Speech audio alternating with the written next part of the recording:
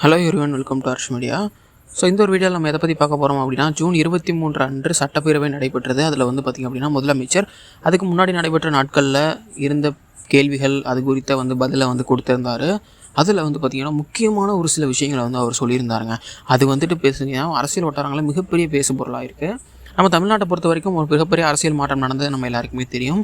திமுக, அதிமுக ஆகிய இரு பெரும் சக்திகளை தவிர்த்து பார்த்திங்கன்னா மக்கள் ஒரு மூன்றாவது மக்கள் சக்தியாக தாவேக்காவை பார்த்தாங்க. அதனால பார்த்திங்க அப்படின்னா விஜய் அவர்கள் பார்த்திங்க அப்படின்னா முதலமைச்சராகவும் ஆனார் அப்படிங்கிறது நம்ம எல்லாருக்குமே தெரியும். இப்போ பார்த்திங்கன்னா முதலமைச்சர் அவர்களுடைய ஒவ்வொரு ஆக்ஷனும் பார்த்திங்க அப்படின்னா எதிர்ப்புக்கும் உள்ளாகுது, அதேமாதிரி சேர்ந்து பார்த்திங்கன்னா பாராட்டுதல்களுக்கும் உள்ளாகுது.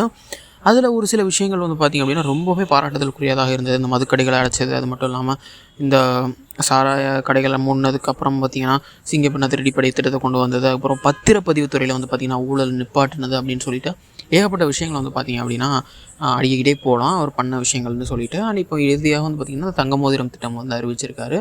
இன்னுமே பார்த்திங்கன்னா இலவச பயண திட்டம், இலவச லேப்டாப் திட்டம் இதெல்லாம் நம்ம எதிர்பார்க்கலாம். இந்த மாதிரி ஒரு கவர்மெண்ட்டாக அவங்க போயிட்டுருக்கிற சுச்சுவேஷனில் நேற்று அசம்பிளியில் பார்த்திங்க அப்படின்னா ரொம்ப பெரிய விஷயங்களாக நடைபெற்றது. என்ன அப்படின்னா முதலமைச்சருடைய பதிலுரையை இன்ட்ராப்ட் பண்ணுற மாதிரி பார்த்திங்க அப்படின்னா திமுகவுடைய எம்எல்ஏக்களும் திமுக எதிர்க்கட்சி தலைவரும் பார்த்திங்கன்னா நடந்துக்கிட்டாங்க. அதாவது திமுகவிலேருந்து என்ன பண்ணாங்க அப்படின்னா முதலமைச்சரை பேச விடாமல் ஒரு வார்த்தை முதலமைச்சர் சொன்னது என்ன பண்ணிட்டாங்க அப்படின்னா அவங்கள பேச விடாமல் தடுக்கிற மாதிரி என்ன பண்ணாங்கன்னா கூச்சலிட்டுட்டே இருந்தாங்க.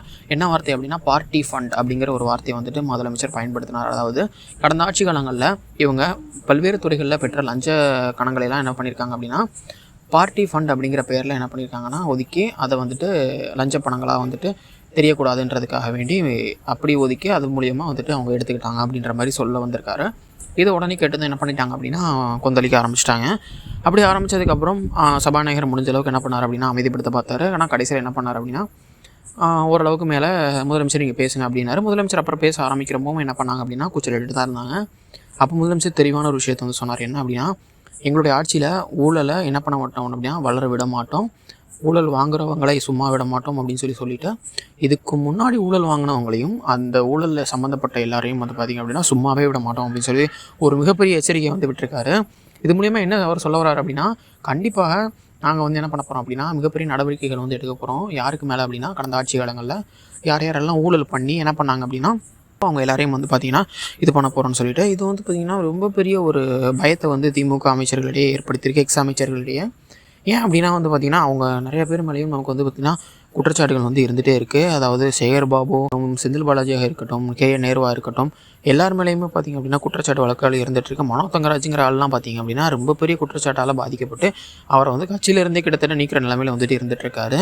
ஆனால் அவரும் பார்த்திங்க அப்படின்னா மிகப்பெரிய ஒரு உறுப்பினராக திமுகவில் இருந்திருக்காரு.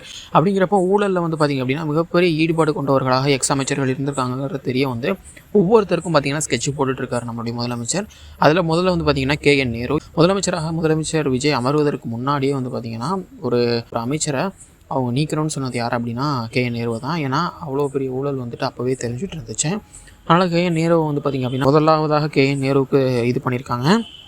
அடுத்து இப்போ செந்தில் பாலாஜி பக்கம் போயிட்டுருக்காங்க. இப்போ ஒவ்வொருத்தராக பார்த்திங்க அப்படின்னா வருவாங்க அப்படின்னு சொல்லி எதிர்பார்க்கப்படுது.